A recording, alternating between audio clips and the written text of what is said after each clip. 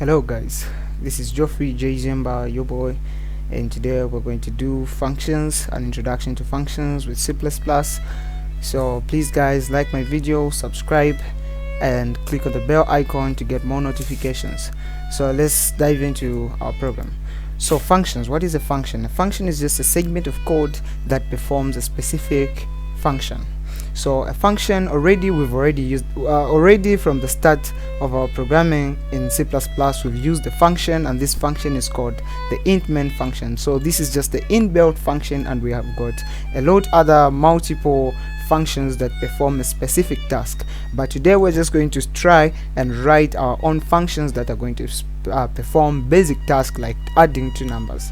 Okay, so let's talk about the syntax of a function. So a function can either return a value or it cannot return a value. So functions that don't return a value are of type void, and functions that those that return a value are actually given the data types like integer, float, double, long, short, character, string. It can be a pointer, it can be stuff like that. All data types a function can be of those data types. But a function that doesn't return a value is actually of void, meaning it doesn't return a value. So the syntax of a function, let me say I want to build a function that can add two numbers, and those two numbers are supposed to be integer, and it's going to return the sum of those two numbers.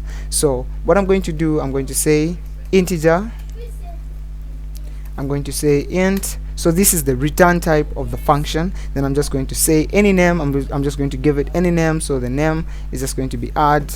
Then I'm going to do that. Then the body of the function. Then the return there. Then I'm going to return a value.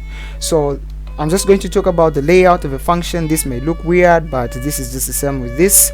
So where we write our code is just in the body. So this is the body. So this is the body of the function. This is the return, where we're going to put a value somewhere here. Then this is the parameter list, the parentheses, what goes in between that, we call them the parameter list, and this is the name of the function, and this is just the return type. So the value that we're going to return here is determined by the return type that we've actually put on the function header. So this is just our function header. So all these things that we can see here, this is just what we call a function definition. So a function definition contains the body, the header, and the return values, and the parameter list, and the name of the function, of course. So we want to add two numbers. We're going to declare three local variables. So one is going to be of the first number, the second number, and the sum. So I'm just going to say int num1, then num2, then sum. So I've declared three local variables that are only visible in the scope of this function. I cannot say cout num in here because that's not a function, that's not a local variable in this function. So these functions that we declare in here are called local variables. So now I'm going to say num1. Okay, I'm just going to say num1 is equals to 2, num2 is equals to 5, then the sum is just going to be nothing. Then I'm going to say sum is equals to num1 plus num2. Then I'm just going to say I'm going to return the value that is going to be passed in the sum. So what I've done here, I've just initialized num1 to the value 2 and num2 to the value 5, and sum is not initialized to anything. But right down here, I'm just storing the result of num1 and num2 in the variable sum. Then later onwards, I'm just returning the value that is in sum. So now we're just going to go in the main function and perform something that we call the function calling. The function calling is just making a function to execute. So we want this piece of function here, the piece of code, to actually execute, to return us the value, which is the result of adding 2 and 3. So we can simply say this is a function call. So the function call is just the name of the function, the parameter, and the semicolon at the end. So this is just a function call, a function calling. So we are just calling the function. So if I was to execute this piece of code, nothing is going to happen because I'm not seeing out anything. I'm not putting out anything on the screen. As you can see, there's nothing on the screen. So for me to make this function print out something, already this function is holding a value which is the sum of num1 and num2. So for us to print out the sum of these two numbers, we can just say cout the function call. Then if we were to execute that, we're going to see the result of 2 plus 5, which is 7. So that's what we can do. And the other thing that we can do is just saying, I can just say result and saying integer result, which is equals to num1 plus num2. So what I'm doing, I'm not going to do that. I'm just going to do this and put a semicolon. So this is the result of num1 and num2. I'm storing it in the result, then printing out result. So this is still going to give me the value 7. So as we can see, the value 7 is being put out on the is being put on the screen. So the other thing that I'm going to do, I'm going to introduce something which is called the function prototype. So the function prototype is just the function header with a semicolon at the end. So this, I'm just going to do that and put it here, and the function prototype is just this and putting it out there.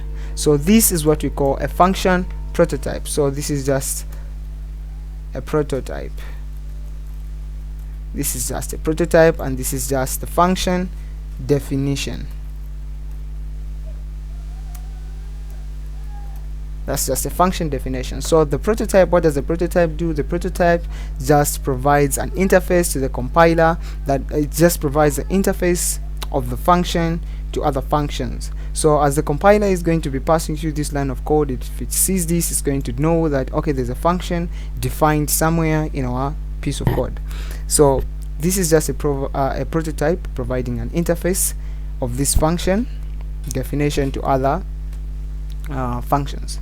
So this piece of code, if I was to execute this, I was still going to get 7 on the screen. So there you have it, 7. So if I didn't want to do this, there's one thing that I can do. Instead of seeing out this and making a function reducing the number of codes, I can just do the cout right here. Cout, I'm just going to say cout sum, and I'm not going to return anything, and this is going to be of type void. So what it means here is that this function doesn't return anything. So even on the prototype here, I'm just going to say void. So this specifies that this prototype is also the same as this function definition. So void means this function isn't returning anything. So what I can just do, I can just call the function here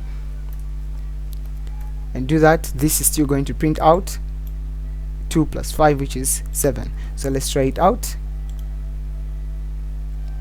Okay, so there we have it. We have 7 on the screen.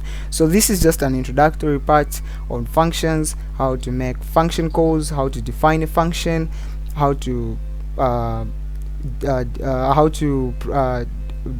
declare a function prototype, how to do a prototype, and how we can get the value that the function is actually returning. So in another video, we're going to look at a function that has parameter. So we said here what goes in between is just a parameter list. So in the next video, we're just going to look at the function that has a parameter list and accept arguments from other functions, from the user, and stuff like that. So thank you guys for watching this video. Please like, share, subscribe, and click on the bell icon to get more notifications. Thank you.